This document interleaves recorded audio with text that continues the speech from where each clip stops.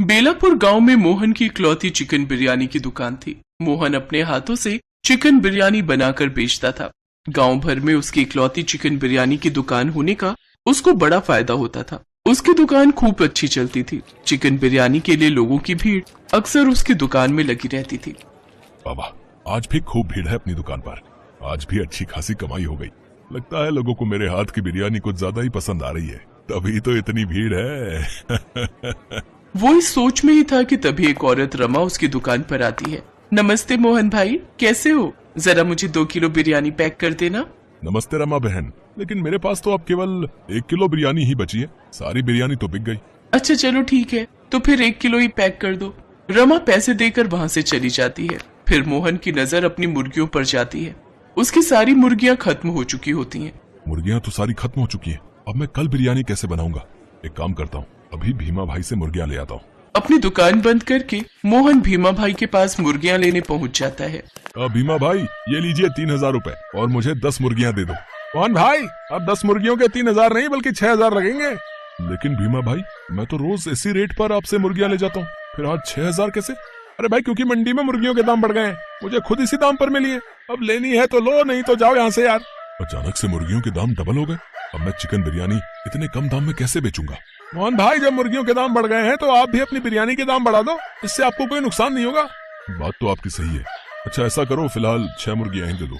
मुर्गियाँ लेकर मोहन घर आता है और अगले दिन सुबह वो अपनी दुकान के बाहर एक बोर्ड लगा देता है जिस पर लिखा होता है कि चिकन बिरयानी अब 1 किलो 300 रुपए की मिलेगी। बिरयानी के नए दाम देखकर कोई भी ग्राहक मोहन की दुकान पर नहीं आया। देखते ही देखते शाम हो गई, लेकिन मोहन की आज बिल्कुल भी बिक्री नहीं हुई। ये क्या, आज तो बोनी तक भी नहीं हुई।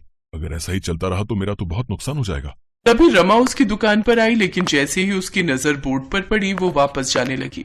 रमा बहन, आज बिना बिरयानी ले ही जा रही हो? मोहन भाई, आपने एकदम से बिरयानी के दाम बढ़ा दिए। अब इतनी महंगी बिरयानी खाना अपने बस के तो बाहर है। रमा बहन, मुर्गियों के दाम बढ़ गए, इसलिए मुझे भी दाम बढ़ाना पड़ा। इसमें मेरी क्या गलती? लेकिन मैं बिरयानी के लिए इतने पैसे खर्च नहीं कर सकती। इतना कहकर रमा वहां से चली गई। 3 दिन बीत गए, लेकिन मोहन की बिल्कुल भी बिक्री नहीं हुई। नतीजा ये हुआ कि उसकी बनाई हुई सारी बिरयानी खराब होने लगी। ये हो क्या रहा है? एक समय था जब बिरयानी दिन ढलने से पहले ही खत्म हो जाया करती थी, लेकिन अब ये कई दिनों तक दुकान में रखे रखे ही सड़ रही है। अब ये खराब बिरयानी खाने लायक तो रही नहीं, इसलिए अब इसे बाहर ही फेंका। दुखी मन से वो सारी बिरयानी एक सुनसान जगह पर फेंक देता है। तभी कौओं की भीड़ उन्हें खाने वहां आ जाती है। उन्हें देखकर मोहन के दिमाग में एक आइडिया आता है। मुर्गियों के इतने महंगे रेट देखकर तो चिकन बिरयानी बनाना मेरे बस से बाहर है, तो क्यों ना मैं कौवा बिरयानी बनाकर बेचूं।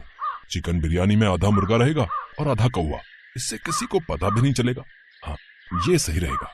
अपने मन में ये खुराफाती विचार लाकर मोहन उस दिन से कौवे पकड़ना शुरू कर देता है। साथ ही भीमा से थोड़ी सी मुर्गियां भी लेकर आता है ताकि किसी को उस पर शक भी ना हो। फिर 7 कौवे और 3 मुर्गियां मिलाकर बिरयानी बनाकर तैयार कर देता है। साथ ही अब उसने बिरयानी के दाम पहले जैसे ही कर दिए। अरे वाह मोहन भाई, आपने बिरयानी के दाम फिर से पहले जैसे कर दिए।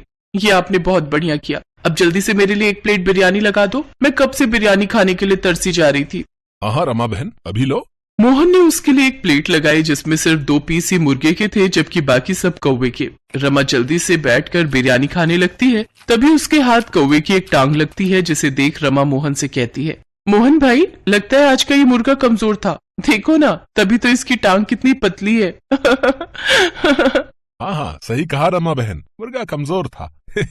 आप खाइए ना, मजे से खाइए। कुछ ही देर में रमा ने सारी प्लेट चट कर दी। भाई वाह मोहन भाई, आज तो सचमुच मजा ही आ गया। ये लीजिए आपके पैसे। काऊ काऊ काऊ काऊ। अरे अरे अरे, ये मेरे गले में से कौवे की आवाज कैसे निकल रही है मोहन भाई? अरे बाप रे, कहीं ये कौवा बिरयानी खाकर तो नहीं हुआ? काऊ काऊ काऊ काऊ।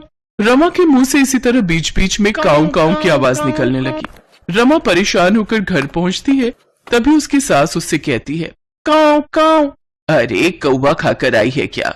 ये तेरे मुंह से कौवे की आवाज क्यों निकल रही है? रमा अपनी सास को सारी बात बताती है। रमा की सास उसके साथ मोहन की दुकान पर जाती है।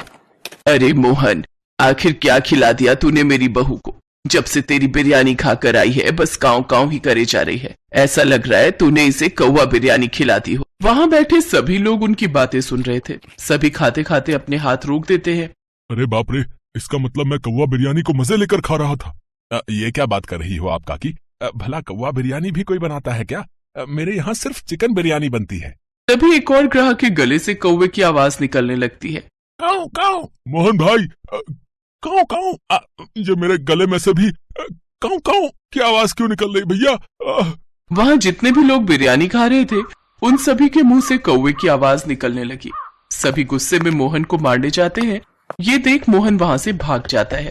काऊ काऊ, तू क्या यहाँ खड़े खड़े काऊ काऊ कर रही है? जब अकेले अकेले बिरयानी ठूसने आई थी तब ध्यान नहीं दिया कि चिकन खा रही हूँ या कौवा? चल अब डॉक्टर के पास चलते हैं। डॉक्टर साहब, मेरी बहू को देखिए ना, जब से इसने कौवा बिरयानी खाई है तब से इसकी आवाज कौवे की तरह निकल रही है। कौवा बिरयानी? अरे लोग चिकन और मटर बिरयानी खाते हैं, लेकिन आप तो कौवा बिरयानी खाते हो। वैसे स्वाद कैसा था? काऊ काऊ, आप मेरा इलाज जल्दी से कीजिए। काऊ काऊ, इससे पहले कि मैं पूरी तरह कौवा बन जाऊं। काऊ काऊ काऊ काऊ। चलो अपना मुंह खोलो। काऊ काऊ। बाप रे बाप, इनके गले में तो कौवा अटका हुआ है। कौवा? लेकिन कैसे? अब कौवा बिरयानी खाओगी तो कौवा ही अटकेगा ना।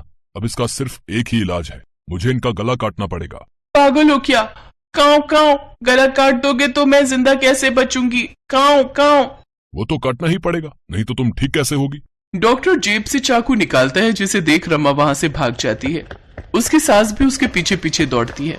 माँ जी, ये कैसे डॉक्टर के पास ले आए आप मुझे? ये तो मेरा गला काटने पर तुला हुआ है। अगर मेरा गला ही कट गया तो मैं जिंदा कैसे बचूंगी?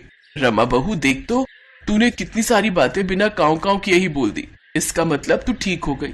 अरे हाँ माँ जी, मैं तो ठीक हो गई, मैं सचमुच ठीक हो गई। रमा ये देखकर बहुत खुश हो जाती है और वो अपनी सास के साथ खुशी खुशी घर लौट आती है। उस दिन के बाद से ना तो मोहन उस गांव में दिखाई दिया और ना ही उसकी कौवा बिरयानी।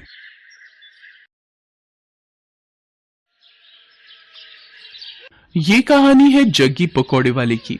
जग्गी की पत्नी सीमा और जग्गी दोनों मिलकर पकौड़े बेचा करते हैं। जग्गी के पकौड़े लोगों के बीच काफी प्रसिद्ध हैं। जो एक बार उसकी दुकान में आता है वो बार बार आना चाहता है। पकौड़े खा लो, पकौड़े, गर्मा गर्म पकौड़े, प्याज के पकौड़े, आलू के पकौड़े, मिर्ची के पकौड़े। एक बार खाओगे बार बार आओगे। राजू और उसके दोस्त दिनकर को आज पकौड़े खाने का मन हुआ तो वे नुक्कड़ के पकौड़ों की सबसे फेमस दुकान यानी जग्गी पकौड़े वाले की दुकान की ओर बढ़ चले। आज सही समय पर निकले हम दोनों, नहीं तो जब तक जग्गी की दुकान पर पहुंचते थे उसकी दुकान के सारे पकौड़े खत्म हो जाते थे। आज तो जमकर पकौड़े खाऊंगा। जग्गी के मिर्च वाले पकौड़े तो इतने स्वादिष्ट होते हैं भाई कि क्या बताऊं यार। एक बार मेरी बीवी मुझसे नाराज चल रही थी, उस रोज मैं उसके लिए जग्गी के पकौड़े ले आया। अरे राजू भाई क्या बताऊं, एक वो दिन है और आज का दिन है। मेरी बीवी मेरे से ऊंची आवाज में बात तक नहीं करती, नाराज होना तो छोड़ ही दो। राजू और दिनकर बातें करते हुए जग्गी की दुकान के बिल्कुल नजदीक पहुंच गए थे। तभी उन्हें दूर से जग्गी की दुकान पर भारी भीड़ दिखाई दी। अरे दिनकर भाई, कहीं आज भी हम लोग लेट तो नहीं हो गए? देख रहे हो जग्गी की दुकान के बाहर लोगों की भीड़। दिनकर दुकान की ओर देखता है, लेकिन एक बात उसे अजीब सी लगती है। उसने देखा कि दुकान के बाहर जितने लोग थे लगभग सभी के हाथ में डंडे थे, कुछ ने पत्थर भी उठा रखे थे। अरे राजू भाई, भीड़ तो दिख रही है, लेकिन भीड़ में लोगों ने डंडे और पत्थर क्यों उठा रखे हैं? कहीं कोई गड़बड़ है क्या? उन्हें कुछ समझ आता उससे पहले लोगों के जोर जोर से चिल्लाने की आवाज आने लगी और सभी गुस्से में कह रहे थे, मारो मारो मारो इसे, छोड़ना नहीं है, मार इसको, मार। उसके बाद दिनकर और राजू ने देखा कि वहाँ खड़ी भीड़ जग्गी को दुकान से खींचकर बाहर निकाल रही है। बाहर निकल। आज हम तुम्हें तुम्हारी हरकतों की वो सजा देंगे कि तू जिंदगी भर याद रखेगा। ये कहकर भीड़ में खड़े एक आदमी ने डंडे का जोर का प्रहार जग्गी पर किया। जग्गी दर्द से कराहने लगा। उसके बाद तो कई लोग डंडे से उसे मारने लगे। उसके सिर से खून निकलने लगा। वो लोगों के आगे हाथ जोड़कर माफी मांगने लगा। छोड़ दीजिए मुझे। तुम्हें छोड़ दूं? हैं? तुम्हारे जैसे बेशर्म पकौड़े वाले को छोड़ना मतलब तुम्हें गलत काम करने की छूट देना। ये कहकर भीड़ में से ही एक आदमी ने अपने हाथ में लिया पत्थर उठाया और उसकी ओर तान दिया। ये देखकर जग्गी दुकान से निकलकर तेजी से भागने लगा। ये लोग तो मेरी जान ही ले लेंगे, मुझे किसी भी तरह यहाँ से निकलना होगा। जग्गी आगे आगे भाग रहा था और गुस्साई भीड़ उसके पीछे। राजू और दिनकर को अभी भी समझ नहीं आ रहा था कि आखिर ऐसा क्या हो गया कि लोग जग्गी के पीछे पड़े हैं। लोग उसे बेशर्म पकौड़े वाला क्यों कह रहे हैं? लोगों के इस तरह जग्गी पर भड़कने का कारण समझने के लिए कुछ समय पीछे जाना पड़ेगा। 410, 430, 490, 500, आज की कमाई 500। अगर इसी तरह कमाई होती रही तो तेरे लिए चांदी की पायल बनवा दूंगा। अजी मुझे पायल वायल नहीं चाहिए। क्यों, क्या हुआ? हमेशा तो गहने की रट लगाए रहती है। हाँ गहने मुझे चाहिए, लेकिन ईमानदारी के पैसे से। अरे तो मैं कौन सा स्मगलिंग कर रहा हूँ? ईमानदारी से ही तो पैसे कमा रहा हूँ। देखिए जी, ये आपको भी पता है आप कैसे पैसे कमा रहे हैं। पकौड़ों को बनाने के लिए आप क्या करते हैं? अगर किसी को पता लग गया ना तो फिर बवाल हो जाएगा, कोई आपको छोड़ेगा नहीं। अरे तू चुपचाप रह, फालतू की बड़बड़ मत कर। मुझे जैसे बेचना है पकौड़े मैं वैसे ही बेचूंगा। जग्गी बहुत ही बेशर्म इंसान था। वो पकौड़े तो बेचता था, लेकिन बहुत ही गंदे तरीके से। वो पकौड़े के गोलों को पहले अपने गंदे बगल के तले दबाता और फिर पकौड़ियां तलता। उसे ये सब करने में बहुत मजा आता था। ये हो गए पकौड़े के गोले तैयार। अब इसे दबाता हूँ अपने गंदे बदबूदार बगल के तले। ये लो, ये दब गया। अब इसे डालता हूँ कढ़ाई में। ये कहकर उसने पकौड़ों को कढ़ाई में डाला। कढ़ाई से निकलने के बाद उसने पकौड़ों की ओर गौर से देखा और मन ही मन मुस्कुराते हुए बोला, ये लो, ये हो गए मेरे असली पकौड़े तैयार। सीमा, मुझे और बेसन दे, मुझे पकौड़ों के और गोले बनाने हैं। सीमा अपने पति को हर दिन ये गंदी हरकत करते देखती और उसे टोकती, लेकिन वो अपनी बेशर्मी से बाज नहीं आता था।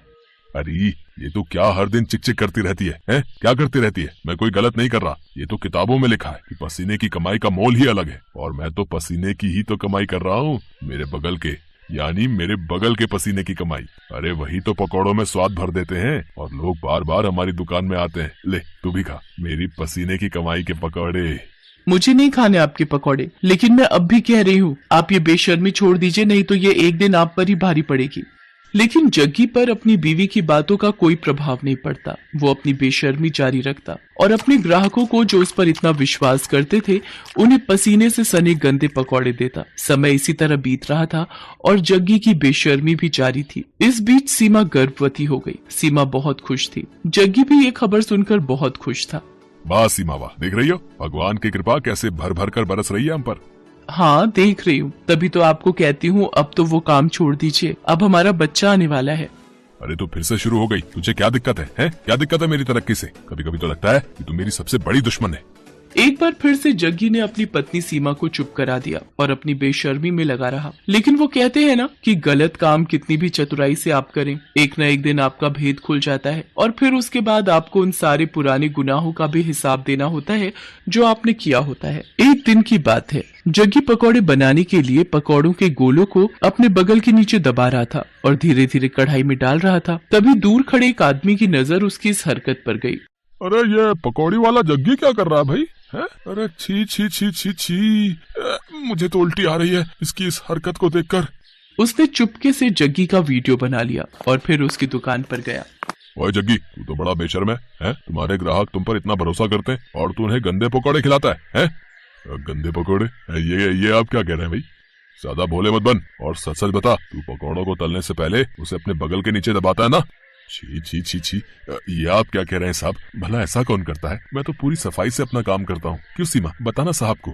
सीमा ने जग्गी की बात का कोई जवाब नहीं दिया, बस अपना सिर नीचे झुका लिया। वो ग्राहक समझ गया कि जग्गी इस तरह उसकी बातों को नहीं मानेगा। उसने जो वीडियो बनाया था वो वीडियो उसने लोगों को भेजना शुरू कर दिया। जिसने भी उस वीडियो को देखा उसे उबकाई आने लगी।